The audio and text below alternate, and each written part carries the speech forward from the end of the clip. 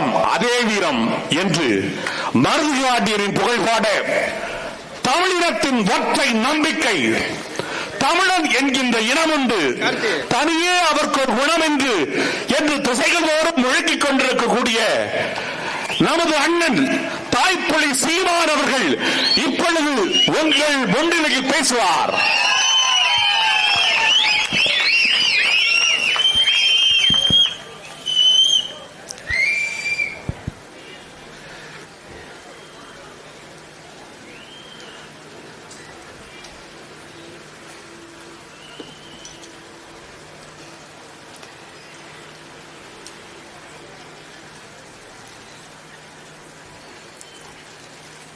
நம்முடைய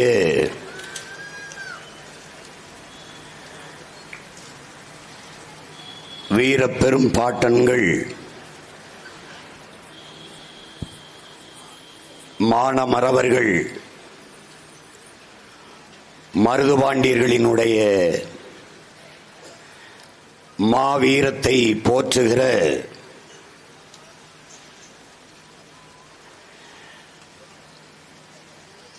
மாபெரும் பொதுக்கூட்டம் வரலாற்று சிறப்பு நிறைந்த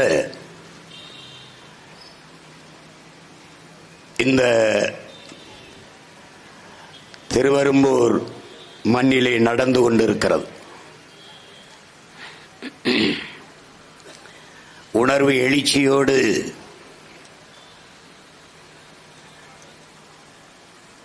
நம் பாட்டனினுடைய நினைவு நாளில் மானத் தமிழ் மக்கள் அவர்களுக்கு வீர வணக்கத்தை செலுத்துவதற்கு கூடியிருக்கிற என் உயிர் சொந்தங்கள் அனைவருக்கும் என்னுடைய அன்பு வணக்கம். நம்முடைய வீர பெரும்பாட்டன்கள் மருதுபாண்டியர்களுக்கு என்னுடைய வீர வணக்கம்.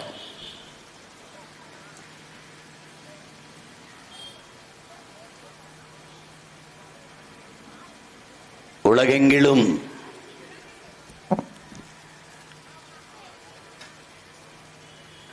வரலாற்றின் பக்கங்களை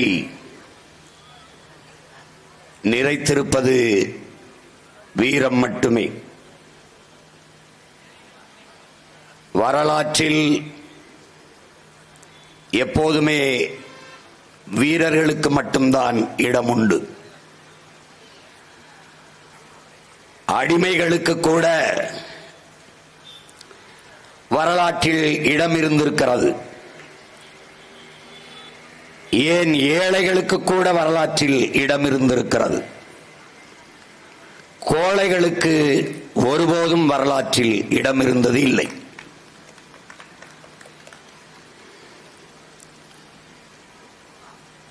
வீரமற்ற இனம், வீரர்களை பெற்றிருக்காத நிலம் உலகெங்கிலும் அடிமைப்பட்டுத்தான் வாழ்ந்து அழிந்திருக்கிறது. அப்படி அடிமைப்பட்டு சிதைந்து என் நிலம் அழிந்து போய்விடக் கூடாது என்பதற்காக ஒரு வீர வரலாற்றை எங்கள் தாய் நிலத்தை தன் ரத்தத்தால் எழுதிய மாபெரும் வீர மறவர்கள் எங்களுடைய பாட்டனார்கள் மருதுபாண்டியர்கள். அதனால் தான் ஒரே ரத்தம் அதே வீரம் என்று அந்த வீர மறவர்களின் புகழை நாங்கள் போற்றிக் கொண்டிருக்கிறோம்.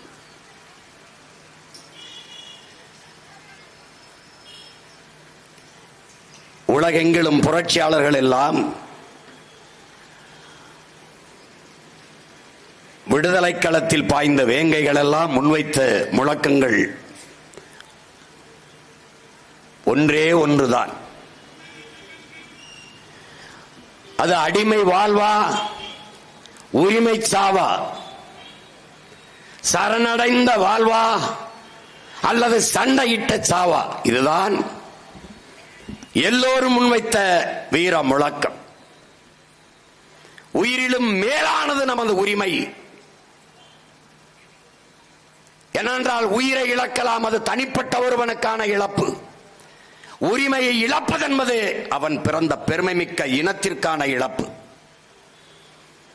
அதனாலேதான் உயிரினும் மேலானது எமது உரிமை.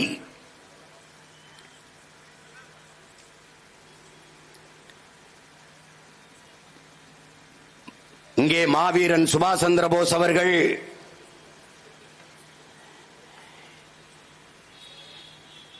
எனக்கு தெரியாத 3 எழுத்து பயம், எனக்கு தெரிந்த 3 எழுத்து வீரம் என்ற முழக்கத்தை முன்வைக்கிறார்.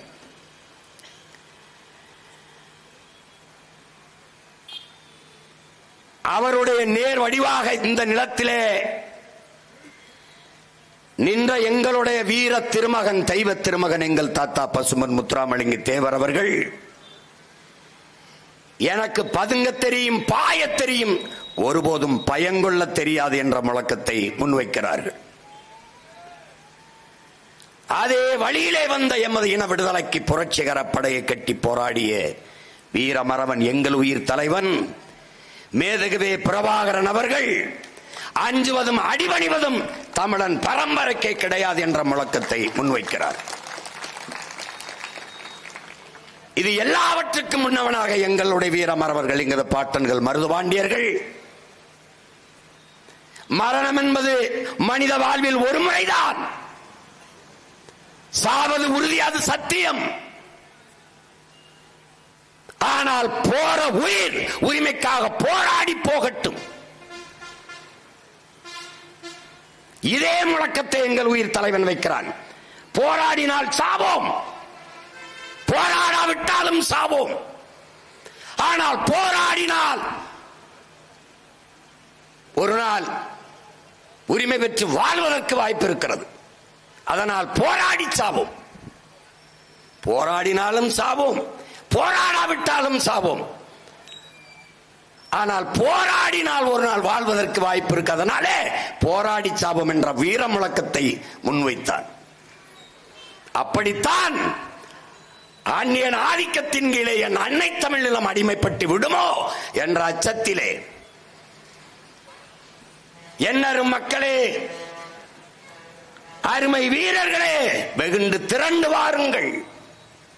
சாவது ஒரு முறைதான்,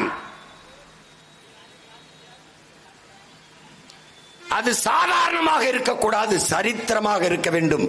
அதனால் வாருங்கள். சூரியன் உள்ளளவும் சந்திரன் உள்ளளவும் உங்கள் பெயர் சரித்திரத்திலே நிலைத்திருக்கும். வாருங்கள், மண்ணின் விடுதலைக்காக போராடி மாளலாம் என்று வீர முழக்கத்தை இட்டவன் நம்முடைய வீர பெரும்பாட்டன்கள், மருதுபாண்டியர்கள் விட்ட நிலம் இந்த நிலம். அதனால்தான் அவன் பேரன் இந்த நிலத்திலே நின்றவனுக்கு இந்த வீர வணக்கத்தை பெருமிதத்தோடும் திமிரோடும் செலுத்திக் கொண்டிருக்கிறேன். உலகெங்கிலும் வீரம் ஏன் போற்றப்படுகிறது? ஏன்? யதார்த்த உலகிலே நாட்டின் முதலமைச்சர் வலிமைமிக்க அதிகாரத்தை கொண்டவர், நாட்டின் பிரதம அமைச்சர் வலிமைமிக்க அதிகாரத்தை கொண்டவர், நாட்டின் முதல் குடிமகன் பிரசிடென்ட் ஆஃப் இந்தியா ஜனாதிபதி வலிமைமிக்க அதிகாரத்தை கொண்டவர்கள். ஆனால் அவர்களுக்கு பாதுகாப்பு, அவர்கள் உயிரை பாதுகாப்பது பதவி அல்ல, வீரம் என்பதை என்னிலும் இளைய என் தம்பி தங்கைகள் புரிந்து கொள்ள வேண்டும். இசட்டு பிரிவு, ஒய் பிரிவு, பிளாக் கார்ட்ஸ் என்று வீரர்கள் சூற்றி ஆயுதத்தோடு நின்று உயர்ந்த பதவியில் இருப்பவர்கள் உயிரை பாதுகாக்க வேண்டிய தேவை இருக்கின்றார். நீ எந்த கொம்பனா இருந்தாலும் வீரன் தான் உன்னையே பாதுகாக்கிறார். அறிவில் சிறந்தவன் நம்முடைய ஐயா அப்துல் கலாம், அவருக்கும் வீரன் தான் பாதுகாப்பு. இந்தியாவிலே பெரும் பணக்காரன் அதானி அம்பானி, நீ எந்த கொம்பாவும் இரு, ஆனால் உன் உயிரை பாதுகாக்க கருப்பு உடையில் கையில் ஆயுதத்தோடு வீரன் சுத்தி நிற்க வேண்டியதற்கு காரணம் வீரம்தான் பாதுகாப்பு.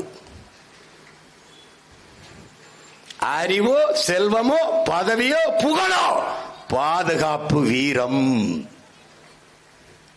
150 கோடி மக்கள் எல்லையில் நிற்பவன் 15 லட்சம் ராணுவ வீரர்கள் மட்டும்தான். அந்த வீரர்களின் வீரத்திலே இந்த நிலம் பாதுகாப்பாக இருக்கிறது என்றால் வீரம். அதனாலேதான் உலகெங்கிலும் வீரம் போற்றப்படுகிறது. படத்திலே பாய்ந்து வாய்ந்து 100 பேர் 200 பேர் வந்தாலும் அடித்து வீழ்த்துகிற கதாநாயகர்கள், உங்கள் தளபதி கதாநாயகர்கள் கூட எனக்கு பாதுகாப்புக்கு இசட்டு பிரிவு கொடுங்கள்,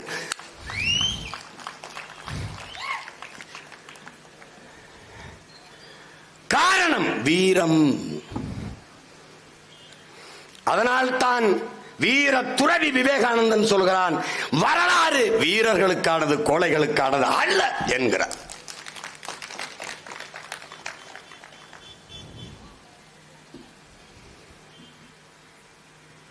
மருதுபாண்டியர்களை, எங்கள் முன்னவர்களை, எங்கள் பெருமைமிக்க பாட்டனார்களை புகழ்ந்து பேசுவது, அவர்கள் பெருமையை பாடுவது என்பது வாக்குக்காக அல்ல, வருங்கால தலைமுறை பிள்ளைகளுக்கான வழிநடத்தலுக்கு.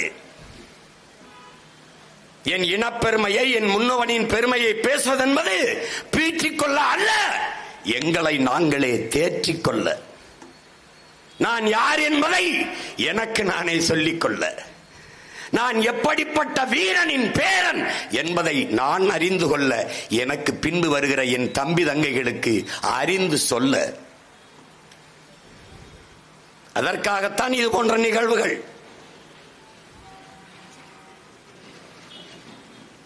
மருதுபாண்டி யார் என்றே தெரியாதவன் எனக்கு வாக்கு செலுத்தி என்னாக போகிறது? வரலாற்றில் எதை படித்தாய்? 8 நாட்கள் வெள்ளையனை எதிர்த்து சண்டை போட்டவனை வீர சிவாஜி என்று படித்தாய். 8 மாதங்கள் தொடர்ந்து வெள்ளையனை எதிர்த்து போரிட்டு மாண்ட மறவன் நம்முடைய பாட்டன் மருதுபாண்டியரை நீ படிக்கவில்லை.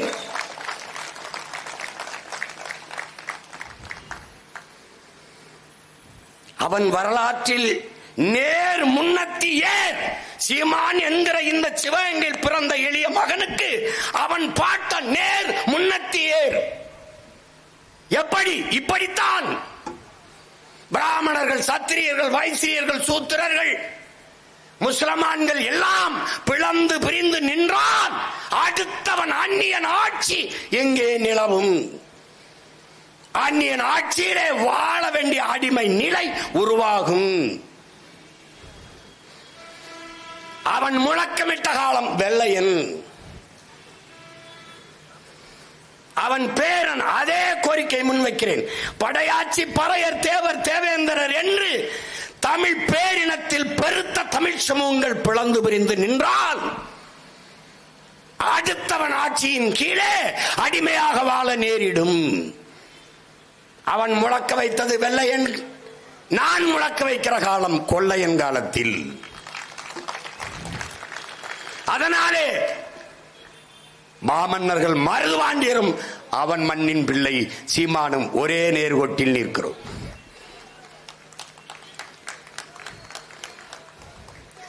ஒன்றுபட்டால் உண்டு வாழ்வு, ஒற்றுமை நீங்கில் அனைவருக்கும் தாழ்வென்ற தமிழின் மூத்த மொழிக்கு ஏற்ப முழக்கத்தை முன்வைத்த வீரமறவன் நம்முடைய பாட்டன்கள்.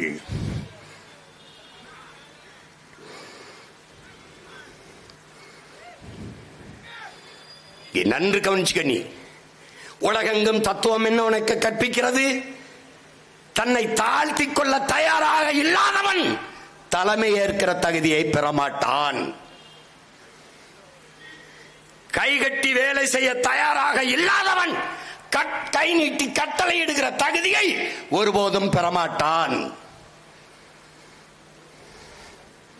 ஆனால் என் பாட்டன்கள் சாதாரண குடிமக்களாக இந்த மண்ணிலே பிறந்த 2 மக்கள், 2 மகன்களும் நம்முடைய பாட்டன் முத்துவடுகநாத தேவரனுடைய படையிலே தளபதிகளாக தங்களை இணைத்து மன்னனின் கட்டளைக்கு கீழ்ப்படிந்து கடமை செய்தவர்கள். மன்னன் இறந்த பிறகு அருமை பெருமை மக்களே, என்னிலும் இளைய என் உயிர் தம்பி தங்கைகளே, இந்த வரலாற்றை நீங்கள் நன்றாக உள்வாங்கிக் கொள்ள வேண்டும். நம்முடைய பாட்டனார் முத்துவடுகநாத தேவர் இறந்து விட்ட பிறகு நம்முடைய வீரப்பெரும்பாட்டியார் வேலுநாச்சியார் அரசியாகிறார், ராணியாகிறார்.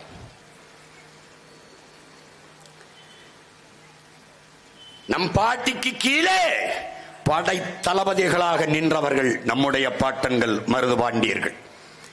200 ஆண்டுகளுக்கு முன்பே நன்கு சிந்தித்து பாருங்கள், ஒரு விதவை பெண் கைம்பெண்ணின் தலைமையின் கீழே வீர மறவர்கள் நாம் தளபதியாக நின்று சண்டை செய்வதா என்று எனது பாட்டன்கள் எண்ணவில்லை.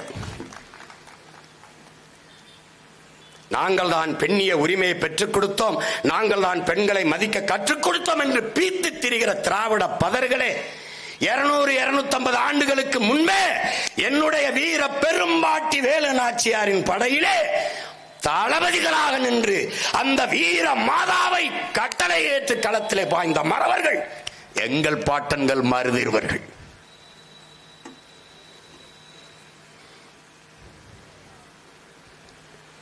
வீரத்தில் பெண் என்ன ஆண் என்ன போற்றினார்கள். வீர மாதாவின் கட்டளைக்கு கைவிரல் அசைவுக்கு கண்ணசைவுக்கு களத்திலே பாய்ந்த வேங்கைகள் நம்முடைய பாட்டன்கள். பதவிக்காக சண்டையிட வரவில்லை, பதவிக்காக களத்திலே போகவில்லை, நம் பாட்டிக்காக உயிரை களத்திலே பலியிட களத்திலே நின்ற மறவர்கள் நம்முடைய பாட்டன்கள்.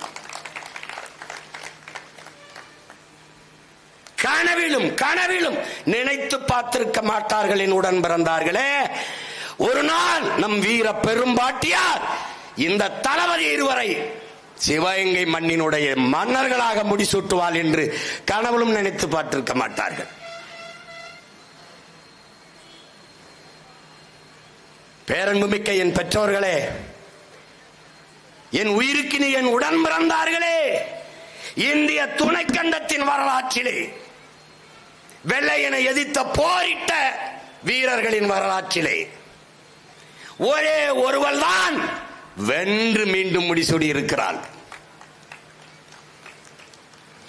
நீ படிப்பது சான்சி ராணி லட்சுமி பாய். என் பாட்டி எங்களின் வீரமாதா வேலுநாச்சியார் பிறந்து இறந்து 85 ஆண்டுகள் கழித்துத்தான் உன்னுடைய லட்சுமி பாய் மணிக்கர்ணை என்கிற பெண்ணே பிறக்கிறாள். இள வயதில் திருமணமாகுவதால் லட்சுமி பாய். சான்சி மன்னன் அவன் நாட்டை ஆண்டவன் இறந்து போகிறான், இவள் ராணி ஆகிறாள், அதனால் சான்சி ராணி லட்சுமி பாய். என் அப்பத்தா செத்து 85 ஆண்டு கழித்து பிறக்கிறான். நீ வரலாற்றில் எப்படி படிக்கிறாய்? என் பாட்டி வேலுநாச்சியாரை படிக்கிற போது தென்னாட்டின் சான்சி ராணி என்று படிக்கிறாய். ஆனால் நியாயமாக உண்மையாக வரலாறு எப்படி பதிவாயிருக்க வேண்டும்? சான்சி ராணியை படிக்கும் போது வடநாட்டின் வேலுநாச்சியார் என்று எழுதியிருக்க வேண்டும்.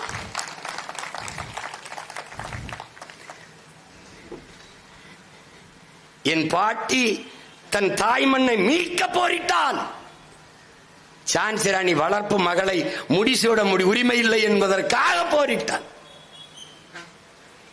எப்படி இருக்கு? நீ வரலாற்றில் புறக்கணிக்கப்பட்டாய், நிராகரிக்கப்பட்டாய், மறக்கடிக்கப்பட்டாய். வரலாற்றில் தெளிவு பெறாத எந்த இனமும் எழுச்சியுற முடியாது.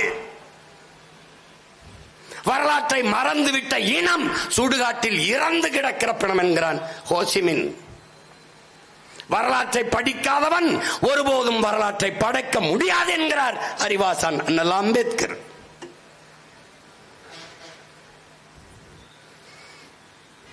அதனால்தான் எங்கள் உயிர் தலைவன் வரலாற்றை படி, நீ வரலாற்றை படை, வரலாறாகவே வாழ் என்ற முழக்கத்தை எங்களுக்கு முன்வைத்து சென்றார்.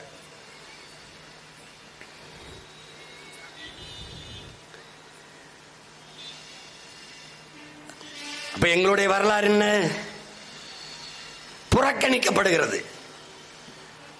அப்போது அண்ணல் அம்பேத்கர் என்ன சொல்கிறார் நமக்கு? வரலாற்றில் புறக்கணிக்கப்பட்ட இனத்தின் மக்கள் ஒரு நாள் தங்களுக்கான வரலாற்றை தாங்களே எழுதுவார்கள் என்கிறார். நாங்களே இப்போது என் இனத்தின் வரலாற்றை எழுதி கொண்டிருக்கிறோம். எது என் வரலாறு? எது? எங்கள் வீர பெரும்பாட்டன் தீரன் சின்னமலை தோற்றான் வெள்ளையனிடத்திலே. என்னுடைய வீர பெரும்பாட்டன் பூலித்தேவன் தோற்றான் வெள்ளையனிடத்திலே. என்னுடைய வீர பெரும்பாட்டன் அழகுமுத்துக்கோன் தோற்றான் வெள்ளையனிடத்திலே. இன்னொரு பாட்டன் மன்னர் வீரபாண்டியன் தோற்றான் கட்டபொம்மன் வெள்ளையனிடத்திலே. இந்திய நிலமமைக்கும் வெள்ளையனை எதிர்த்து போரிட்ட அத்தனை ஆண் மறவர்களும் தோற்றார்கள். ஆனால் ஒரே ஒரு நிலத்தில், ஒரே ஒரு களத்தில், நான் பிறந்த நிலத்தில் என்னுடைய பாட்டி வேலு நாச்சியார் மட்டும்தான் ஒரு வீர மங்கை மான மரத்தி, அவள் ஒருத்திதான் நேரடியாக களத்திலே வெள்ளையனை பொருத்தி வீழ்த்தி வென்று மறுபடி முடிசூடினார். இதுதான் இந்திய துணைக்கண்டத்தின் ஒப்பற்ற வரலாறு. என் பாட்டியின் வெற்றிக்கு தோளுக்கு தோள் துணை நின்று அவளுடைய வீர வரலாற்றை தன் வீரத்தாலும் ரத்தத்தாலும் எழுதியவன் என் பாட்டன் மருதுபாண்டியர் என்பதை அறிவார்ந்த தமிழ் சமூக தம்பி தங்கைகள் மறந்துவிடக் கூடாது.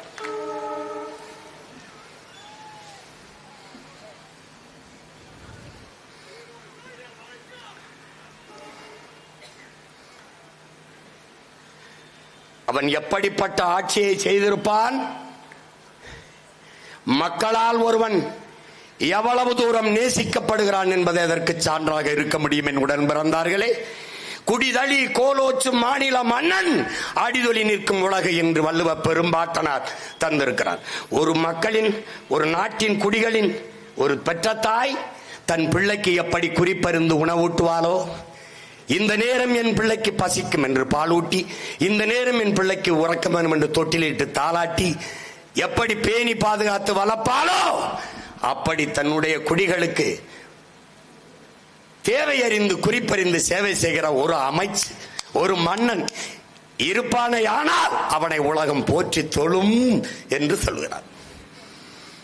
நெல்லும் உயிரன்று நீரும் உயிரென்று மன்னர் உயிர்த்தே மலர்தலை உலகம் என்று பாடுகிறது சங்க இலக்கியம். நெல்லுதான் உயிர், நீர்தான் உயிர், ஆனால் அது ரெண்டும் விட சிறப்பு சிறந்த மன்னனின் ஆட்சி அமைவதுங்கிறார். மன்னன் உயிர்த்தே மலர்தலை உலகம் என்கிறது. அப்படிப்பட்ட மன்னனாக என் மன்னன், என் பாட்டன் மருதிருவர்கள் இருந்தார்கள். சான்று ஊருக்குள்ளே நகர்வளம், சிற்றூருக்குள்ளே மாறு வேடத்திலே என் பாட்டன் மருதிருவர் இருவரும் மாறு வேடத்திலே காளையாறு கோயிலுக்கு தேர் கட்டுவதற்கு என் பேரன்புமிக்க பெற்றோர்கள், என் உடன் பிறந்தார்களே, மரங்களை தேர்வு செய்து வெட்டி வருகிறார்கள். அப்படி இரண்டு அழகான வளர்ந்த மரங்களை, இந்த மரங்களை காளையாறு கோயில் தேருக்கு வெட்டுவது என்று முடிவு செய்து இந்த மரங்களை வெட்டுங்கள் என்று மன்னர்கள், மாறுவேடத்தின் மன்னர்கள் உத்தரவு பிறப்பிக்கிறார். இந்த மரங்களை காவலர்கள் வெட்டப் போகிற போது, ஏவலாளிகள் வெட்டப் போகிற போது, இரண்டு உயிர்கள் அப்பனும் மகளும் பாய்ந்து குறுக்கே வந்து தடுக்கிறார்கள். வெட்டாதீர்கள், மரத்தை வெட்டாதீர்கள், எங்களை வேண்டுமானாலும் வெட்டி கொள்ளுங்கள், இந்த மரத்தை மட்டும் வெட்டாதீர்கள், விட்டு விடுங்கள் என்கிறார்கள். மன்னர்களுக்கு கோபம் வருகிறது. பெரியவர் கேட்கிறார், வெள்ளை மருது,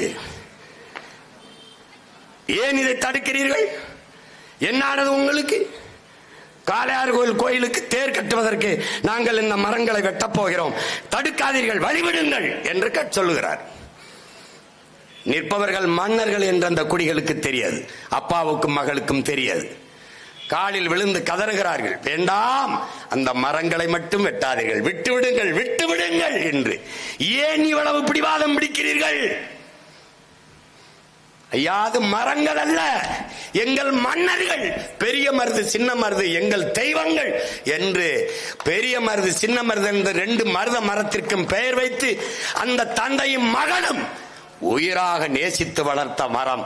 சொல்லுகிறார்கள், எங்கள் மன்னர்கள், எங்கள் தெய்வங்கள், அதை வெட்டாதீர்கள், எங்களை வேண்டுமானாலும் வெட்டுங்கள் என்றால் குடிகள் கோலோச்சும் கோமகனை, மன்னனை எவ்வளவு தூரம் நேசித்திருந்தார்கள் என்றால் அவன் அவ்வளவு தூரம் குடிகளை நேசித்து ஆட்சி செய்திருக்கிறான் என்பதற்கு சான்று இது ஒன்றே. அவன் ஆட்சியில் சோழ பேரரசன் கரிகாலன், அருண்மொழி சோழன் மகன் அரசேந்திரனை, அதற்கு பிறகு வந்த மன்னர்களில் என்னுடைய பாட்டன் மருதுபாண்டியர் தான் வேளாண்மைக்கு அதிக முக்கியத்துவம் கொடுத்தவன். ஆவண படத்திலே பார்த்தீர்களே, வேல்ஸ் எனக்கு வளரி வீச கத்துக் கொடுத்தார், நான் அவர் குருவாக ஏற்றுக்கொண்டேன். அவனுக்கு என்னுடைய பாட்டன் பெரிய மருது ஒரு ஆரஞ்சு பழத்தை கொடுக்கிறது. அவன் உண்டு விட்டு எழுதுகிறான், உலகத்தில் மிகச் சுவையான ஆரஞ்சு பழத்தை நான் உண்டேன், இதுவரை இப்படி சுவையான ஒரு ஆரஞ்சு பழத்தை நான் உண்டதே இல்லை என்று. ஏனால் என் நிலம் முழுமைக்கும் ஆரஞ்சு பழம் விளைந்து கிடந்தது. 200 ஆண்டுகளுக்கு முன்பு ஆரஞ்சு பழத்தை ஏற்றுமதி செய்தவன் என் பாட்டன். இன்றைக்கு அவன் பேரன் என் வீட்டை சுத்தி வெறும் வேலிக்கருவேல முள்ளாக இருக்கிறது என்றால் இந்த 200 ஆண்டுகளில் என்னடா நடந்தது? இதான் கேள்வி. வெறும் சீமக்கருவேலையும் இந்த தைல மரம்ங்கிற யூக்கலிப்டஸ் மரங்களையும் நச்சு செடிகளை என் நிலமங்கும் நட்டவன் எவன்? அவன் வேளாண்மைக்கு கொடுத்த முக்கியத்துவத்தினாலேயே அவன் படையை கிளப்பி வந்து கொண்டே இருக்கிறான். படை அவன் பிரகடனப்படுத்திய பேரறிவிப்பு செய்த அந்த சம்புத்தீவு போர் பிரகடனத்திற்கு பேரறிவிப்புக்கு பிறகு பல்லாயிரக்கணக்கான உழைக்கும் மக்கள், உழவர்குடி மக்கள், போர் பயிற்சி எடுத்திராத வீரர்கள், அவர்கள் பிறப்பிலேயே கிராமத்தான் சிலம்பு, வாழ்வீச்சு, மரம் ஏறுதல், நீச்சல் எல்லாம் வென்றிருப்பான்.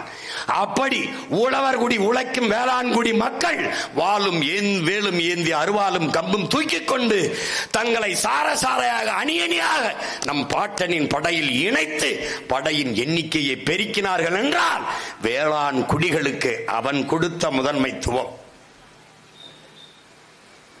தலைகீழாக மாறி இருக்கிறது. இன்று அருமை உடன் பிறந்தார்களே, உழைக்கும் மக்கள் ரத்தத்தை வேர்வையாக சிந்தி உழைத்த அறுவடை செய்து உலக உயிர்களின் உயிர் தேவை, மானுட உயிர் தேவை, அடிப்படை தேவையான உணவுப் பொருள் நெல், அதை விளைய வைத்து கொடுத்தால் கொள்முதல் செய்து சேமிப்பு கிடங்கில் வைத்து பாதுகாக்க வக்கற்ற இந்த திராவிட திருடர்களின் அரசு தெருவிலே போட்டு முளைக்க வைக்கிறது என்றால் ஒரே ஒரு உறுதியைத்தான் நம் பாட்டனின் நினைவு நாளில் என் பிள்ளைகள், என் பெற்றோர்கள் எடுக்க வேண்டும்.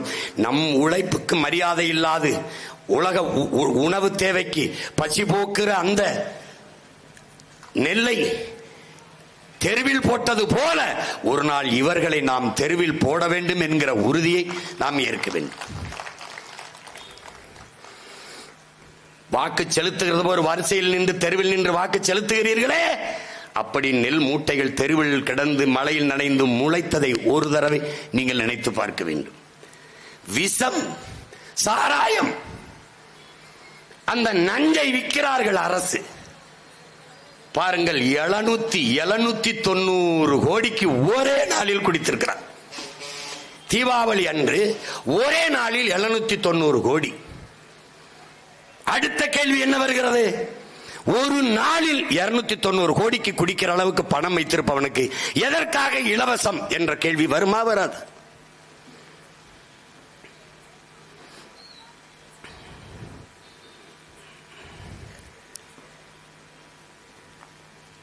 எப்படிப்பட்டவர்கள்?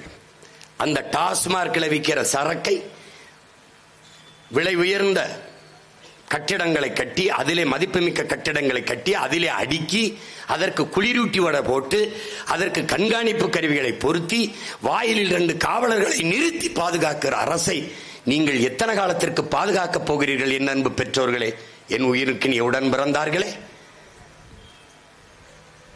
அந்த குடோனுக்குள்ளே போட்டு மூடி கொளுத்தாமல் இவர்களை எத்தனை காலத்திற்கு நீங்கள் வேடிக்கை பார்த்துக் கொண்டிருக்க போகிறீர்கள்? எப்படி?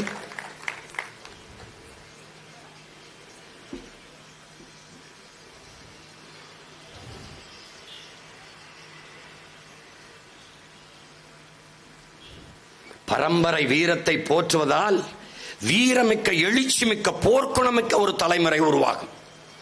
தமிழன் அடிமையானதற்கு பெருங்காரணமே போர்க்குணமற்றது. தன்னிடத்தில் இருப்பதை விட பிறரிடத்தில் இருப்பது உயர்ந்தது என்ற இழிவான சிந்தனை.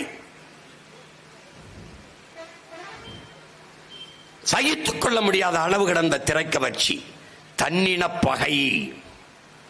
அந்த தன்னின பகையைத்தான் தகர்க்க வேண்டும் என்று என் பாட்டன் இந்த சம்புத்தீவு பிரகடனத்திலே முழங்குகிறான்.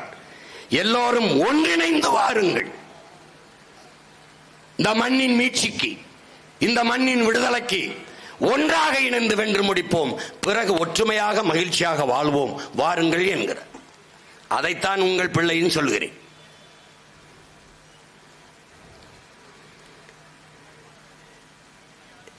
நமது பாட்டனுக்கு இருக்கிற மரியாதை என்ன? 100-150 கோடியில் உலக புகழ்பெற்ற கடற்கரையிலே 2 ஏக்கரில் சமாதி கட்டி படுத்திருக்கிறார்கள் இவர்கள். அவர்கள் சாதனை என்ன? என்ன செய்தார்கள்? என்ன செய்தார்கள்? ஆனால் நம் பாட்டனின் ஆண்டுதோறும் நினைவிடத்தில் போய் வணக்கம் செலுத்துவது வழி வருகிறதே. ஒரு நெருக்கமான சந்திலே தூக்கில் விடுவதற்கு முன்பு நம்முடைய வீர பெரும்பாட்டன் பெரிய மருதவர்கள் என்னுடைய தலையை வெட்டி கொண்டு போய் காளையார் கோயிலுக்கு முன்பு அடக்கம் செய்யுங்கள் என்கிறார். அங்கே அடக்கம் செய்யப்பட்ட அந்த வீர மறவனின் தலை அடக்கம் செய்யப்பட்டிருக்க இடத்தில் தான் நாம் ஒவ்வொரு ஆண்டும் வணக்கம் செலுத்துகிறோம். ஒரு மரப்பாச்சி பொம்மை தண்டி ஒரு சிலைக்கு. இந்த ஆண்டு போகிற போது சிறைக்குள் கைதிகளை சந்திக்க போறது போல ஒடுக்கமான கம்பிகளை கட்டி ஒரு அடிமைகளை அழைத்து செல்வது போல ஒரு வீர மறவன் விதைக்கப்பட்ட இடத்தில் அவன் பிள்ளைகள் பேர பிள்ளைகள் பெருமிதத்தோடும் திமிரோடும் வழிபடப் போகிற ஒரு இடம் போல அது இருக்கிறதா? இல்லை. இருந்த திராவிடர்கள் ஆட்சி நம்மை எவ்வளவு தூரம் இழிவுபடுத்தி புறந்தள்ளி அவமதிக்கிறது என்பதை மான தமிழ் மக்கள் புரிந்து கொள்ள வேண்டும். இதை போலதான் நம்முடைய தாத்தா தெய்வ திருமகன் நாளை மறுநாள் வணக்க நிகழ்வு நீ பார்ப்பாய்.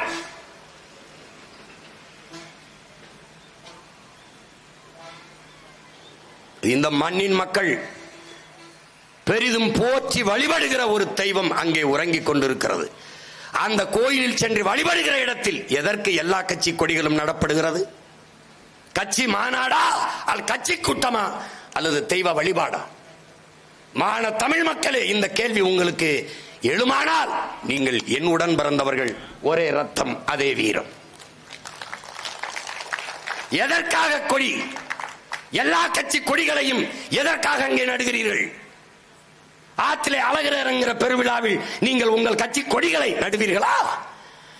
திருச்செந்தூரில் நடக்கிற அந்த முருகனுடைய திருவிழாவிற்கு நீங்கள் உங்கள் கட்சி கொடிகளை நடுவீர்களா? எதற்காக என் தாத்தனின் கோயிலே போய் நீங்கள் அவர் வழிபாட்டு தலத்திலே உங்கள் கட்சி கொடிகளை நடுகிறீர்கள்? உங்கள் கட்சி கூட்டமா, உங்கள் கட்சிகளின் மாநாடா? எதற்காக? எதற்காக? எவ்வளவு தூரம் அவமதிக்கிறார்கள் என்பதை அறிவார்ந்த தமிழ் சமூக பிள்ளைகள் சிந்திச்சு பார்க்கணும். முன்பு எப்போதும் இல்லாத வழக்கம், இரு பக்கமும் வாழை தாரோடு வாழை மரத்தை வெட்டி வெட்டி 10-20 ஏக்கர் நிலங்களில் இருந்து வெட்டி வெட்டி வந்து நட்டு வைக்கிறார்கள்.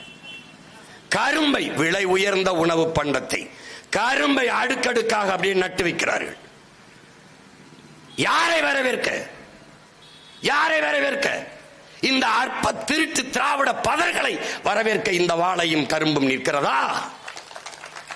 நீ இந்த மண்ணின் உழவர் குடிக்கு கொடுக்கிற மதிப்பு இதுதானா? வேளாண்மையை, வேளாண் குடிமக்களை போற்றுவது இதுதானா? உன் உழைப்பை எப்படி வீதியிலே போடுகிறேன் பார் என்று காட்ட நினைக்கிறாயா, விரும்புகிறாயா? இந்த முறையும் பார், கடந்த முறை காணொலியில் பார், எல்லா கட்சி கொடிகளும் கீழே வாழை மரம், கீழே கரும்பு. வழிபட்டு திரும்புகிற போது என் மக்கள் அந்த வாழை தாரை பிப்பதும் கரும்புகளை அத்துக்கொண்டு போவதும் அவமானமாக இருக்கிறது. பார்க்க தன்மானமிக்க தமிழ் பிள்ளைகளின் நெஞ்சு பதறுகிறது.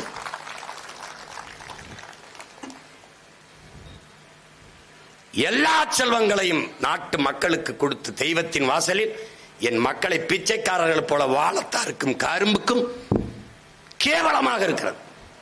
யாரை வரவேற்க? ஐயா ஸ்டாலின், தம்பி உதயநிதி, நீங்க வணக்கம் செலுத்த வர்றதுக்கு வாழை மரத்தையும் கரும்பை வெட்டி வைக்கணும். எப்படி இருக்கு? அரசு இதை கவனத்தில் எடுத்துக்கொள்ள வேண்டும். என் தாத்தனின் கோயிலுக்குள் வருவதற்கு முன்னாடி ஒரு வளைவு இருக்கிறது, ஆர்ச். அதுக்கு முன்னாடி எந்த கட்சி கொடியும் வச்சுக்க, எந்த தோரணமும் போட்டுக்க, அந்த வளைவுக்குள்ள எந்த கட்சி கொடி இருந்தாலும் என் பிள்ளைகள் பிடுங்கி தூர வீசுவார்கள் என்பதை பேரறிவிப்பு செய்கிறேன்.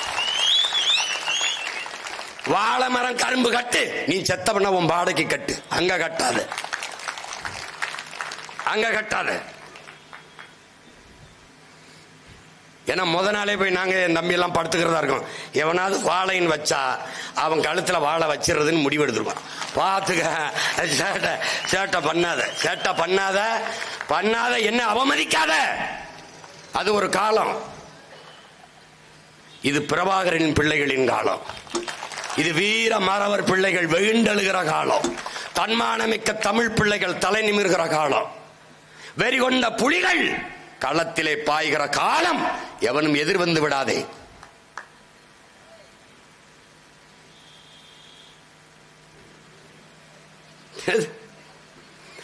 நம் பாட்டனும் பாட்டியும் நமது முன்னவர்கள், இங்கே வணக்கம் செலுத்திய நமது முன்னவர்கள், வீர பெரும்பாட்டன் தீரன் சிவத்தையா தம்பி முத்துக்கருப்பத்தேவர் ஊமத்துறை, கேரள வர்மா பழசிராஜா, அந்த தூந்தா ஜிவாக், அங்கே நம்முடைய வீரப்பெரும்பாட்டன் விருப்பாச்சி கோபால் நாயக்கர், அங்கே மயிலப்பன் சேர்வை, இவர்களெல்லாம் போரிட்ட காலம் இன்னும் அப்படியே இருக்கிறது. அந்த ரத்தம் இன்னும் ஈரம் காயாமல் இருக்கிறது. அவர்கள் விட்டு சென்ற வீர மூச்சு காற்று நம்மை சுற்றி சுற்றி சுழன்று வருகிறது. அந்த மூச்சு காற்றை சுவாசிக்கிற நாம் நிமிர்ந்து வெகுண்டு எழ வேண்டியிருக்கிறது. ஏன்? களம் அப்படியே இருக்கிறது. அந்த தேவை அப்படியே இருக்கிறது. அந்த போர் அவசியப்படுகிறது. அன்னைக்கு நமது பாட்டன்கள் களத்திலே வாளும் வேலும் ஏந்தி நின்றார்கள். நாம் அதனின் வலிமையான சொல்லாயுதம் ஏந்தி களத்திலே நிற்க வேண்டியது இருக்கிறது. அறிவாயுதம் ஏந்தி களத்திலே நிற்க வேண்டியிருக்கிறது. அன்னைக்கு வெள்ளை ஆகாதிபத்தியம் தான், இன்னைக்கும் அதே வெள்ளையே அந்நிய ஆதிக்கம் தான். அன்னைக்கு ஒருவன் மட்டும் வர்த்தகம் செய்ய வந்தான், கப்பலிலே வந்தான். அவனை விரட்டி அடிப்பது, அவனை நாட்டை விட்டு துரத்துவிடுவது விடுதலை போராட்டம் என்றார்கள். அவர்களை விரட்டி விட்டதை சுதந்திரம் என்றார்கள். ஆனால் விடுதலை பெற்ற இந்த நாட்டில் ஒரு ஆண்டுக்கு ஒரு நாட்டிற்கு அடிமையாக இருந்த என் நிலம் உலகில் எல்லா நாட்டுக்கும் அடிமையாக இருக்க துடிக்கிறது. கப்பலிலே வந்தவனை விரட்டிவிட்டு வானூர்தியில் வருபவனை சிவப்பு கம்பளம் விரித்து வரவேற்பதை வளர்ச்சி என்று என் நாடு எனக்கு சொல்லிக் கொடுக்கிறது. இந்த நாட்டை ஆளுகிற பிரதம அமைச்சர், இந்த நாட்டை ஆளுகிற முதன்மை அமைச்சர், முதலமைச்சர் எல்லாம் அந்நிய முதலீடுகளை ஈர்க்கிறோம், பேர்க்கிறோம், கொண்டு வருகிறோம், நடுகிறோம், புடுங்குகிறோம், கட்டுகிறோம் என்று நம்மிடத்தில் இன்னும் கதை விட்டுக் கொண்டிருக்கிறார்கள். அன்னைக்கு வந்தான் அந்நியன், அவனும் வர்த்தகம் செய்ய வந்தான். அவனை விரட்டுவது விடுதலை போராட்டம். இன்றைக்கு ஊர் ஊராக விடுதலை பெற்ற நாட்டின் ஆட்சியாளர்களே போய் எங்க ஊருக்கு வாருங்கள் வணிகம் செய்ய, எங்க ஊருக்கு வாங்கள் முதலீடு செய்ய என்று இருகரமும் விரித்து அழைப்பதை வளர்ச்சி என்கிறார்கள். நம் பாட்டன் பாட்டி காலத்திலே ஒரே ஒரு எதிரி வெள்ளையன். இன்றைக்கு 1000 எதிரி, அவ்வளவு பேரும் கொள்ளையன். அப்போ ஓர் இரு மருது பாண்டியர் பத்தாது, நாம் ஒவ்வொருவனும் மருது பாண்டியராக மாற வேண்டிய தேவை இருக்கிறது. அதனால் நான் சொல்கிறேன், களம் அப்படியே, தேவையும் அப்படியே. போர் அது ஆயுதம், இது அறிவாயுதம். அது கருவி, இது கருத்தியல் புரட்சி. நோக்கம் ஒன்றுதான், இனத்தின் விடுதலை. அன்னைக்கு ஒருவன், இன்னைக்கு பல பேர். கூட்டாண்மை நிறுவனங்கள், கூட்டிணைவு நிறுவனங்கள், கார்ப்பரேட் முதலாளிகள். கூட்டி வருபவன் யார்? இன்றைய ஆட்சியாளர். 9,000 கோடி முதலீடை கொண்டு வந்திருக்கிறோம் என்று அறிவார்ந்த தம்பி தங்கைகளே, இந்த நாட்டில் அமைச்சராக இருந்த, அதிகாரத்தில் இருந்த ஒவ்வொருவனும் பல லட்சக்கணக்கான கோடிகளை, பல லட்சக்கணக்கான கோடிகள் பல ஆயிரம் பல லட்சக்கணக்கான கோடிகளை வைத்திருக்கிறார்கள். ஆனால் 5000, 10,000, 9,000 அந்நிய முதலாளிகளின் முதலீட்டை நாங்கள் கொண்டு வந்திருக்கிறோம் என்று ஒவ்வொரு முறையும் சொல்லுகிறார். வெளிநாட்டு முதலாளிகளுக்கு நம் தாய் நாட்டை கூறு போட்டு விற்பதை வளர்ச்சி என்று நமக்கு கற்பிக்கிறார்கள், காதுகளில் தேனூற்றுகிறார்கள்.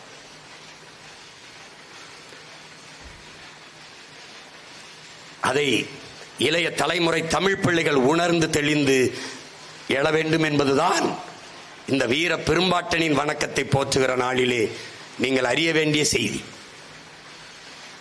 இன்னும் அந்த போர் தொடர்கிறது. முன்னிலும் அவசியம் இந்த போருக்கு இருக்கிறது.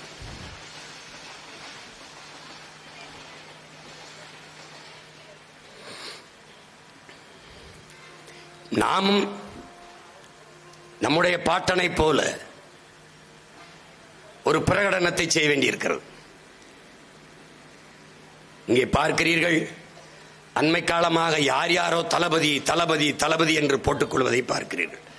ஐயா ஸ்டாலின் ஒரு தளபதி, எந்த படைக்கு தெரியாது. என் தம்பி ஒரு தளபதி, அவர் எந்த படைக்கு தெரியாது. தளபதி பயந்து கதவு வீட்டுக்குள்ளே படுத்து கிடக்கிற தளபதி உலகத்திலே கிடையாது. என் அன்னையினத்தின் விடுதலைக்காக 6 படை, வான்படை, கடற்படை, கரும்புலிப்படை, காவல் படை, காலாட்படை, இப்படி 6 படைகளை கட்டி போராடிய புரட்சியாளன் எங்கள் உயிர் தலைவன் பிரபாகரன் கூட தளபதி என்று போட்டுக்கொண்டதில்லை.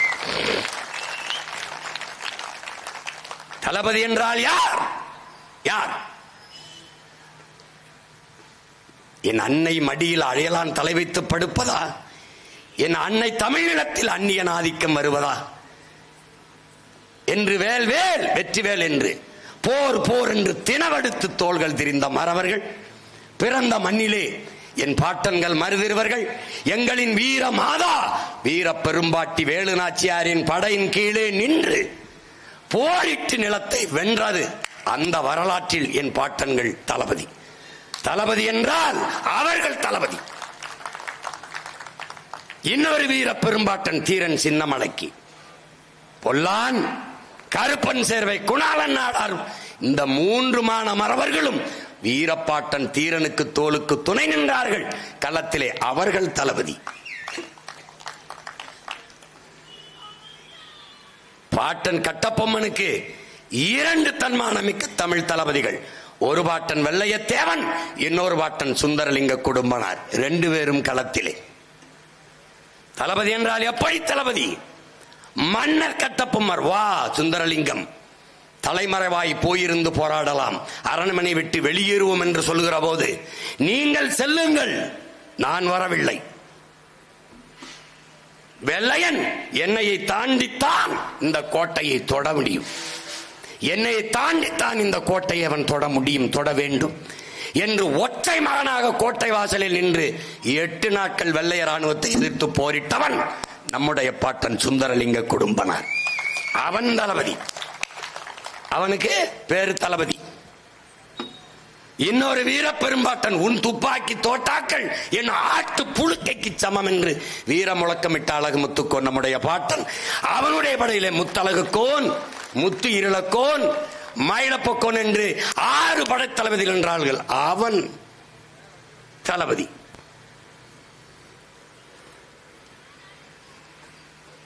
முதலாக வெள்ளையனை எதிர்த்து வீரப்போர் புரிந்து களத்திலே பாய்ந்த மானமரவன் நம்முடைய பாட்டன் பூலித்தேவன். வெள்ளைக்காரனின் பீரங்கியும் துப்பாக்கியும் வெறும் வாளையும் வேளையும் வைத்து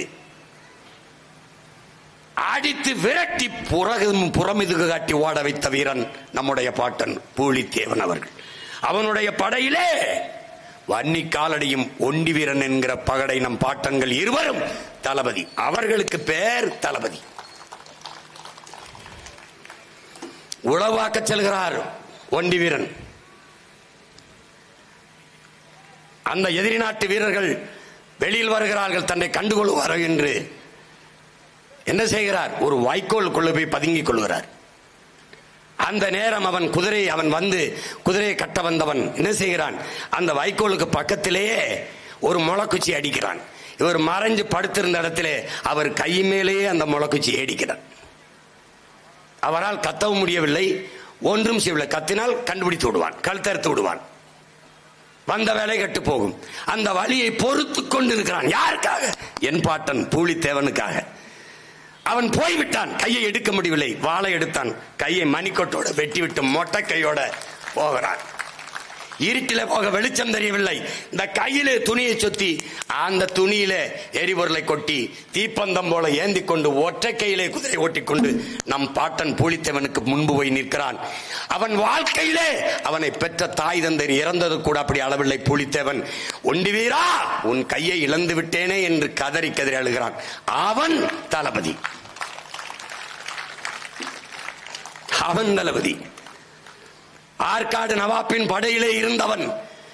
பாட்டன் பூலித்தேவனை போரிட்டு தோற்கடிக்க வேண்டும் என்று வந்த தளபதிகள், இஸ்லாமிய தளபதிகள். முகமது மியான்சைன் என்கிறவரும் அந்த நபிகான் கட்டாக் என்கிற இரு தளபதிகளும் ஆற்காடு நவாப்பின் தளபதிகள். உலக வரலாற்றில் இது போன்ற ஏதாவது நடந்திருக்கா பாருங்க.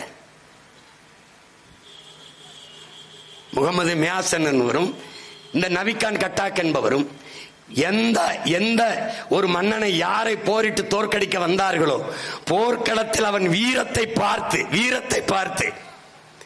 பார்த்து உடனடியாக பூலித்தேவனின் வீரத்தை பாராட்டி அவன் படையிலே தளபதிகளாக தங்களை இணைத்துக் கொண்டவர்கள் இந்த இஸ்லாமிய பெரு வீரர்கள். இவர்களுக்கு பேர் என்ன? தளபதி.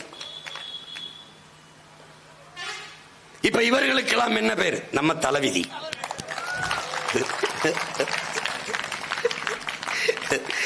என்னடா செஞ்சீங்க தளபதி? எந்த படைக்குடா தளபதி? சொரி சரங்கு படைக்கு தளபதியாடா? கால கொடுமடா. இந்த புரட்சிங்கிறதும் இந்த தளபதிங்கிற வார்த்தையும் இந்த தமிழ்நாட்டில் சிக்கிக்கிட்டு சாவது மாதிரி உலகத்துல எந்த நாட்டிலையும் கவலம் கிடையாது. யாரு?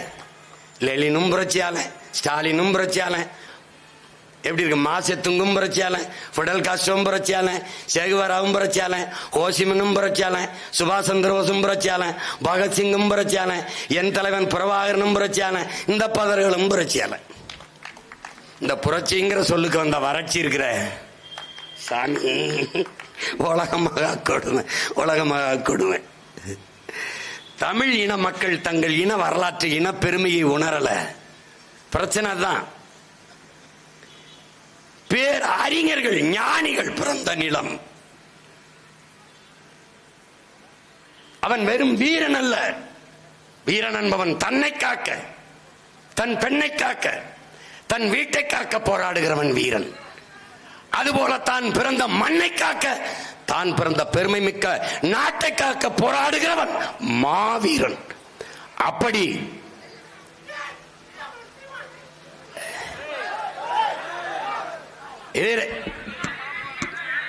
அமைதியா இருங்க பாப்பா.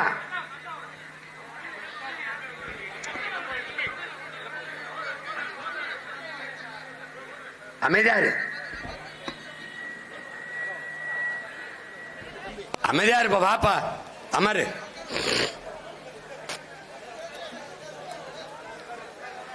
நீ அமைதியா இருப்பா.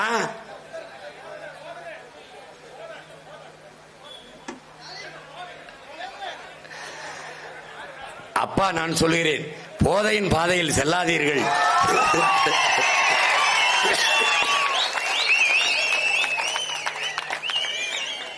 போதையின் பாதையில் செல்லாதீர்கள். அவரு வேற கூட்டத்துக்கு போறதுக்கு வழி தவறி நம்ம கூட்டத்துக்கு வந்துட்டாங்க.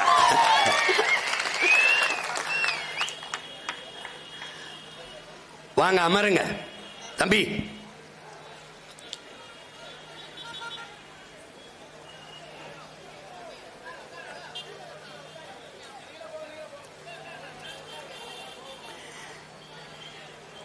நம்முடைய இனம் மிக பெருமை மிக்க தலைவர்களை, ஞானிகளை, மேதைகளை பெற்றது.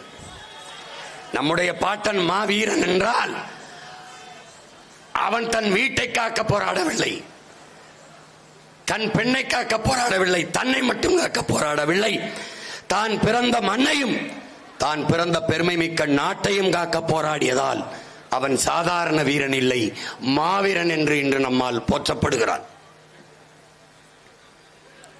அதை என்னிலும் இளைய என் தம்பி தங்கைகள் கருத்தில் கொள்ள வேண்டும். நம்முடைய தாத்தா தெய்வ திருமகன் அவர்கள், முத்துராமலிங்க தேவர் அவர்கள், ஐயா ராமசாமி அவர்கள் கடவுள் இருக்கிறது கடவுள் இருக்கிறது என்று தேவர் சொல்லுகிறாரே, கடவுள் எங்கிருக்கிறார் என்று காட்டுவாரா என்று கேட்ட கேள்விக்கு அறிவார்ந்த தமிழ் சமூக தம்பி தங்கைகளே, உடம்பில் உயிர் இருக்கிறது, கை இருக்கிறது, கால் இருக்கிறது, கண் இருக்கிறது, மூக்கு இருக்கிறது, எல்லாவற்றையும் காட்டுகிறீர்களே. உங்களுடைய அறிவியல் தொழில்நுட்பம் ஸ்கேன் எடுத்து எல்லாவற்றையும் காட்டுகிறதே. உள்ளே நுரையீரல், உள்ளே இதயம், இதை மூளை இங்கே இருக்க எல்லாத்தையும் காட்டுகிறதே. உடலில் உயிர் எங்கே இருக்கிறது என்று காட்ட முடியுமா என்று திருப்பி பதில் கேட்கிறார். அந்த உயிர்தான், காட்ட முடியாத உயிர்தான் கடவுள். எல்லாவற்றையும் பார்க்கிற கண், எல்லாவற்றையும் பார்க்கிறது கண். அந்த கண்ணை உன்னால் பார்க்க முடியுமா? கையை பார்க்கிறது, காலை பார்க்கிறது, விண்ணை பார்க்கிறது, மண்ணை பார்க்கிறது உன்னுடைய கண். ஆனால் அந்த கண்ணை உன்னால் பார்க்க முடியுமா என்று கேட்கிறார். அந்த கண்ணை உன்னால் பார்க்க முடியும். எப்போது? ஒரு கண்ணாடிக்கு முன்னாடி நின்றால் பார்க்க முடியும். உன் கண்ணையும் காட்டுகிற அந்த கண்ணாடி தான் கடவுள் என்று தர்க்கத்தை முன்வைக்கிறார். அதனால்தான் வாதிடும் திறமையில், வாதிடும் திறத்தையால், வாதிடும் திறத்தால் வரலாற்றில் ஒருவன் அண்ணான் என்று நம்முடைய தாத்தா கவியரசு கண்ணதாசன் அவர்கள் நம்முடைய தாத்தாவை புகழ்கிறார்கள். அறிவார்ந்த தமிழ் சமூக தம்பி, நம்முடைய வீர பாட்டன், இந்த விடுதலைக்காக செக்கிழுத்த செம்மல் கப்பல் ஓட்டிய தமிழன் வாவு சிதம்பரனார் அவர்கள் சொத்துக்களை எல்லாம் வித்து வித்து வித்து இந்த நாட்டின் விடுதலைக்காக செலவு செய்து கொண்டு வந்தார். அதே காலத்தில் நம்முடைய ஐயா ராமசாமி அவர்கள் சொத்துக்களை எல்லாம் சேர்த்து சேர்த்து கொண்டே வந்தார். இவரை எவ்வளவு தூரம் போற்றுகிறார்கள், நம்முடைய பாட்டன் வாவு சிதம்பரனாரை எவ்வளவு தூரம் இந்த சமூகம் போற்றுகிறது என்பதை நீங்கள் பாருங்கள். அவன் போராடி பெறாத விடுதலை இல்லையா நீங்களும் நானும் சுதந்திர காற்றை சுவாசித்துக் கொண்டு உழவுகிறோம். இது சுதந்திரமா இல்லையா என்பது வேறு. நம்முடைய தாத்தா தெய்வ திருமகன் அவர்கள், நாம் பெற்றிருக்கிற சுதந்திரம் என்பது நிறத்தில் தான் தங்கம், தரத்தில் இல்லை என்று சொல்கிறார்கள். அறிவார்ந்த தமிழ் சமூக பிள்ளைகளே, பதவி என்பது மக்களுக்கு, பதவி என்பது மக்களுக்கு சேவை செய்கிற ஒன்று என்று கருதுகவன் இடத்திலே அதிகாரம் இல்லை என்றால் அந்த நாட்டு மக்களின் நலன் என்பது வெறும் கனவுதான் என்கிறார் நம்முடைய தாத்தா தெய்வ திருமகன் அவர்கள். அது வெறும் கனவுதான் என்பதற்கு சான்று இந்த ஆட்சி. இந்த ஆட்சி அவர் சொல்லுகிறார் பாருங்கள், இந்த ஜம்புத்தீவு பேரறிவிப்பிலே, போர் பேரறிவிப்பிலே பிரகடனத்திலே அவன் கொடுக்கிற அந்த பதக்கம், இந்த பட்டயத்திற்கு நீங்கள் நிற்பீர்களே ஆனால் என்று பேசுறார் பாருங்க. இவர்கள் கொடுக்கிற 1000 500க்கு, இந்த அரிசி பருப்புக்கு, இந்த பொங்கல் இனாம் சலுகை இலவசங்களுக்கு நீங்க கை நீட்டி நிற்பதென்பது என் பாட்டன் சொன்னது போலதான். நாம் உணவை உண்ணவில்லை, உணவை உண்டு கழிக்கிற கழிவை உண்பதற்கு சமம் என்கிறார். அதைத்தான் என்னிலும் இளைய என் தம்பி தங்கைகள் உணர்ந்து தன்மானமிக்க தமிழ் பிள்ளைகளாக நிமிர்ந்து எழ வேண்டும். இல்லை என்றால் அன்னைக்கு வெள்ளையனிடத்திலே சிக்கிக்கொண்ட நாம் 60-70 ஆண்டுகளாக இன்றைக்கு இந்த கொள்ளைய திராவிடர்களிடத்தில் சிக்கிக்கொண்டு தவிக்கிறோம். உணர்வை இழந்ததால் உரிமை இழந்து, உடைமைகளை இழந்து அன்னை நிலத்திலே அடிமைப்பட்டு கிடக்கிறோம் என்பதை அறிவார்ந்த தமிழ் சமூக தம்பி தங்கைகள் உணர்ந்து தெளிய வேண்டும். இன்றைக்கு நம்முடைய பாட்டனார் மாவீரர்கள் மருது பாண்டியர்கள் எந்த நிலத்திலே போர் பேரறிப்பை, போர் பிரகடனத்தை, இந்த ஜம்புத்தீவு பிரகடனத்தை இந்த நிலத்திலே செய்தார்களோ அதே நிலத்திலே அவன் பேரன் சீமான் இந்த நிலத்திலே ஒரு பிரகடனத்தை செய்கிறேன். பிப்ரவரி 7ஆம் தேதி இதே நிலத்தில் நம் பாட்டன் நின்று உலாவிய நிலத்தில், அவன் கால்பட்ட களத்தில், அவன் மூச்சு காற்று சுற்றி சுழல்கிற இந்த நிலத்தில் மாபெரும் மாநாடு, மாற்றத்தை விரும்பும் மக்களின் மாநாட்டை நடத்துகிறோம். இது நம் இனத்தின் திருவிழா. எல்லோரும் கூடுவோம், குடும்பம் குடும்பமாய் கூடுவோம், கொடிய அரசியலை மூடுவோம். இது கொள்கை மறவர்களின் கூட்டம். கொள்ளையர்கள் எடுக்க வேண்டும் ஓட்டம் என்கிற முழக்கத்தை முன்வைத்து கூடுவோம். ஒருவர் 10 இல்லை, 100 கூடுவோம். அறிவார்ந்த தமிழ் சமூக தம்பி தங்கைகளே, பேரெழுச்சியாக திரள்வோம், திரள்வோம், திரள்வோம். தீந்தமிழ் இனத்தீரே, பகை மிரள திரள்வோம் திருச்சியிலே. இந்த திராவிட அரசியலை தீயிட்டு கொளுத்த, தீய ஆட்சி முறை ஒளிய, தூய ஆட்சி முறை மலர, கேடுகட்ட பணநாயகம் ஒளிய, மாண்புமிக்க ஜனநாயகம் மலர, தன்மானமிக்க தமிழ் மக்கள் திருச்சியிலே திரண்டு கூடுவோம். உங்களுக்கு ஒரு அறிவிப்பு தான். உங்கள் பிள்ளை, உங்கள் உடன் பிறந்தவன். எங்களுக்கு எல்லாமே பெரியார் என்பவர்கள் வேறு பக்கம். என்னுடைய வீர பெரும்பாட்டன் எவன் உடம்பிலே ஆங்கிலேய இரத்த கலப்பு இல்லையோ அவன் என்னோட வா என்ற பெருமுழக்கத்தை முன்வைத்தார். எவனுக்கு ஐரோப்பிய ரத்தம் ஓடவில்லையோ அவன் என்னோடு வா என்றார். அதை போலவே உங்கள் பிள்ளை சொல்லுகிறேன், இங்கே எல்லாமே எங்களுக்கு பெரியார். அந்த பக்கம் நில். என் இனத்தில் முன்னவர்கள் ஒவ்வொருவரும் எங்களுக்கு பெரியார் என்பவன் என்னோடு வா. ஊழல் லஞ்சம் அந்த பக்கம் போ, உண்மை நேர்மை இந்த பக்கம் வா. நாங்கள் திராவிடர்கள் அந்த பக்கம் நில். இல்லை, நாங்கள் தன்மானமிக்க தமிழ் பேரினத்தின் மக்கள் என் பக்கம் வா, என் பக்கம் வா. நன்றாக விளங்கிக் கொள். மும்மொழி கொள்கை இந்தியன் அந்த பக்கனில், இருமொழி கொள்கை திராவிடன் அந்த பக்கமில், எனக்கு கொள்கை மொழி தமிழ் என் பக்கம் வா.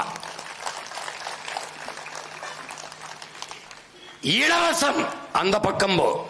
இலவசம் பெற வேண்டிய ஏழ்மை வறுமை நிலையில் இல்லாது என் மக்களின் வாழ்க்கை தரத்தை உயர்த்துவோம் என்று எண்ணுபவன் என் பக்கம் வா. இந்த எண்ணம் ஓடுகிற தூய தமிழ் தாயின் மாரிலே பால் குடித்த நல்ல தமிழ் குருதி ஓடுகிற ஒவ்வொருவனும் தன்மானமிக்க தம்பி தங்கைகள் எல்லோரும் வீர பெரும்பாட்டன் மருதுவாண்டியரின் பேரன்பின் திரண்டு வா. அவன் வாழேந்தி வேலந்தினான், உன் பிள்ளை உன் உடன் பிறந்தவன். அதைவிட வலிமையான சொல்லேந்தி களத்திலே நிற்கிறேன். அவன் கருவி, நான் கருத்தியல் புரட்சி. அவன் ஆயுதம், நாம் அறிவாயுதம்.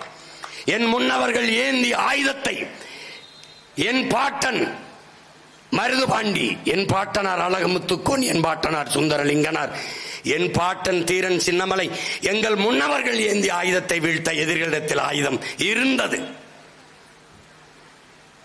இந்த நிலத்திலே எங்கள் முன்னவன் தமிழரசன் எடுத்த ஆயுதத்தை வீழ்த்த இவர்களுக்கு ஆயுதம் இருந்தது. என் தாத்தன் கலியபெருமாள் தூக்கி ஆயுதத்தை வீழ்த்த இவனுக்கு ஆயுதம் இருந்தது. எங்கள் வீரப்பன் கையில் இருந்த ஆயுதத்தை வீழ்த்த இவனுக்கு ஆயுதம் இருந்தது. என் இனத்தின் விடுதலைக்கு புரட்சி செய்த மாபெரும் புரட்சியாளன் என் உயிர் தலைவன் தூக்கி ஆயுதத்தை வீழ்த்த இவனுக்கு ஆயுதம் இருந்தது. ஆனால் அவர்களின் பிள்ளை சீமானும் அவன் தங்கைகளும் தம்பிகளும் தூக்குகிற ஐவாயுதத்தை வீழ்த்த உலகத்தில் எவனிடத்திலும் ஆயுதம் இல்லை. நாங்கள் எடுத்து வைக்கிற கருத்தியல் கோட்பாட்டை களத்திலே சந்திக்கிற வீரன் இன்னும் இந்த நிலத்தில் பிறக்க இல்லை, பிறக்க போவதும் இல்லை. எங்களுடைய அறிவாயுதத்திற்கு முன்பு எவனுடைய ஆயுதமும் வலிமையற்றது. நாங்கள் வைக்கிற கருத்தியலுக்கு எதிர்கருத்தை தர்க்கத்தில் வைத்து வெல்ல ஒருவனும் இல்லை. அதனால் களமும் எங்களிது, காலமும் எங்களிது. அதனால்தான் 2026 படைப்போம் புதிய அரசியல் வரலாறு என்ற முழக்கத்தை வைக்கும். புரட்சி என்பது ஒரு தலைகீழ் மாற்றம். மாற்றம் என்பது மானுட தத்துவம். மாறாது என்ற சொல்லை தவிர மற்ற அனைத்தும் மாறிவிடும். நாங்கள் மாறுவோம், மாற்றுவோம். மாற்றம் என்பது சொல் அல்ல, செயல். அதனால்தான் இது மாற்றத்தை விரும்பும் மக்களின் மாநாடு என்று February 7 திருச்சியிலே நாங்கள் கூடுகிறோம். அந்த கூட்டத்திலே 234 வேட்பாளர்களையும் வீரமிக்க, உண்மையும் நேர்மையான, வலிமை மிக்க வீர விதைகளை இந்த களத்திலே பிரபாகரன் மகன் விதைக்கிறார். 117 பெண்கள், 117 ஆண்கள். அதிலே 100க்கும் மேற்பட்ட பிள்ளைகள், இளைய பிள்ளைகள், 25 வயதிலிருந்து 30 வயதுக்கு உட்பட்ட இளைய பிள்ளைகள். எங்களுக்கும் பின்னே இந்த இனமான போர்ப்படையை எழுச்சி வலிமையும் மிக்க படையாக வழிநடத்தக்கூடிய இளைய பிள்ளைகளிடத்திலே இந்த படை, இளையோர் கூட்டம் தலைமை ஏற்கும் படையே புரட்சி படை. அப்படிப்பட்ட படை நாங்கள் அறிவிக்க இருக்கிறோம். ஒடுக்கப்பட்ட, நிராகரிக்கப்பட்ட தமிழ் சமூகங்களுக்கு களத்திலே வாய்ப்பு. ஒவ்வொருவரும் நன்கு கற்று அறிந்த அரசியல் ஞானிகள் போல களத்திலே நிற்பார்கள். அப்படி வீரியமிக்க விதைகளை இந்த களத்திலே விதைக்கிறோம். அறிவார்ந்த தமிழ் சமூக மக்கள், உங்கள் பிள்ளைகள் உங்களுக்காக, இவர்கள் சொல்லுகிறார்கள், திமுக சொல்லுகிறது பிஜேபியை வரவிடக்கூடாது, வளரவிடக்கூடாது, எல்லோரும் எங்கள் பின்னாடி வாருங்கள், எல்லோரும் வாருங்கள் என்கிறார்கள். அதிமுக சொல்கிறது திமுக ஆட்சியை ஒழிக்க வேண்டும், அப்புறப்படுத்த வேண்டும், எங்களோடு வாருங்கள் என்கிறார்கள். உங்கள் பிள்ளைகள் நாங்கள் சொல்லுகிறோம் இவர்கள் எல்லோரையும் ஒழிக்க வேண்டும், நாங்கள் உங்களோடு வருகிறோம், எங்களோடு வாருங்கள். அவர்கள் சொல்லுகிறார்கள் நாமெல்லாம் ஒன்னா நிற்போம் பிஜேபி வீழ்த்த, நாமெல்லாம் ஒன்னா நிற்போம் திமுக வீழ்த்த. நான் சொல்லுகிறேன் நாங்கெல்லாம் ஒன்னா நிக்கிறோம் உங்க எல்லாரையும் வீழ்த்த.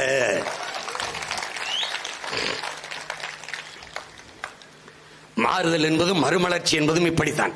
புரட்சி என்பது ஒரு தலைகீழ் மாற்றம். மேலே இருக்கிறது கீழே வரும், கீழே இருக்கிறது மேலே போகும்.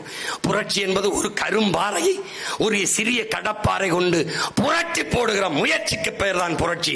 அதைத்தான் உங்கள் மகன் இந்த இடத்திலே செய்து கொண்டிருக்கிறேன். ஒரு பாறை இல்ல, 2 பாறை. அழுக்கு பாறை, ஊழல், லஞ்சம், ரத்த கரை, கொடிய பாறையாக இருக்கிற கரும்பாறைகள் திமுக, அதிமுக, பிஜேபி, காங்கிரஸ் என்கிற இந்த பாறைகளை ஒரே புரட்டாக புரட்டி உருட்டுகிற வேலையை உங்கள் பிள்ளைகள் செய்து கொண்டிருக்கிறோம். எங்களுக்கு வலிமை தர வேண்டிய பொறுப்பும் கடமையும் எங்களை பெற்றவர்களுக்கு, எங்கள் உடன் பிறந்தவர்களுக்கு இருக்கிறது. அதனால் உங்கள் மதிப்புமிக்க வாக்கை விவசாயி சின்னத்திலே வாக்கு செலுத்தி எங்களை வெற்றி பெற செய்ய வேண்டும். எப்படி வீரத்தோடு முழக்கமிட்டு வாலேந்தி நம்முடைய வீர பெரும்பாட்டன் நிற்கிறானோ அப்படி அவன் பேரன் அதே அவசியத்தோடு கையை உயர்த்தி களத்திலே நிற்கிறேன். அது அது ஆயுதம், இது அறிவாயுதம். இரண்டுக்கும் நோக்கம் ஒன்றுதான், என் இனத்தின் விடுதலை, என் மண்ணின் மக்களின் பாதுகாப்பு. எனவே அறிவார்ந்த தமிழ் சமூக சொந்தங்கள், நம்முடைய வீரமிக்க மானமிக்க நமது மான மறவர்கள், நம்முடைய வீர பெரும்பாட்டன்களுக்கு நம்முடைய வீர வணக்கத்தை செலுத்துகிற இந்த பெருமை மிக்க நிகழ்விலே, இந்த திருச்சி மண்ணிலே 26 தேர்தலிலே போட்டியிட இருக்கிற வேட்பாளர்களில் சிலரை நான் அறிவிக்கிறேன். இதிலே திருவெரும்பூர் தொகுதியிலே என் உயிர் தம்பி ஜல்லிக்கட்டு ராஜேஷ் அவர்கள் போட்டியிடுகிறார்கள்.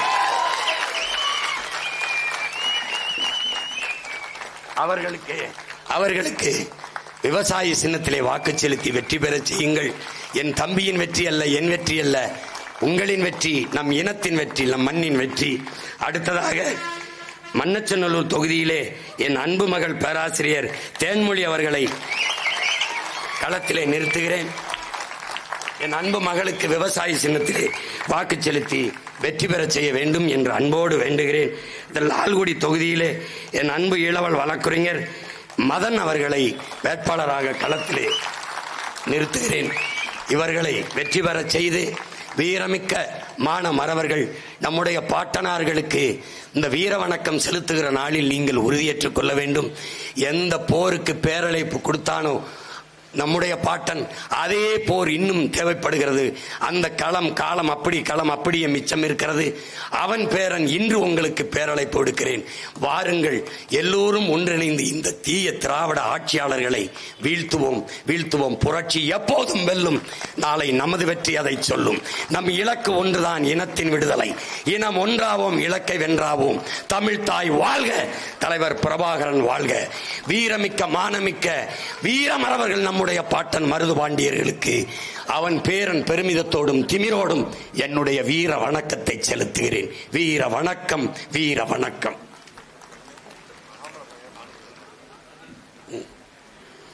இந்த அன்பு செல்வத்திற்கு நம்முடைய பாட்டன்களில் நினைவை போற்றுகிற நாளில் மருது வீர மருது என்ற பெயரை, வீர மருது பாண்டியர் என்ற பெயரை சூட்டுகிறேன்.